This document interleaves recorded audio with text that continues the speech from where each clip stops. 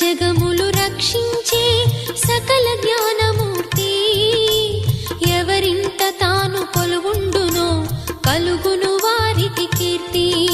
సకల సంపదల మూలము సుమనోహరి లక్ష్మి.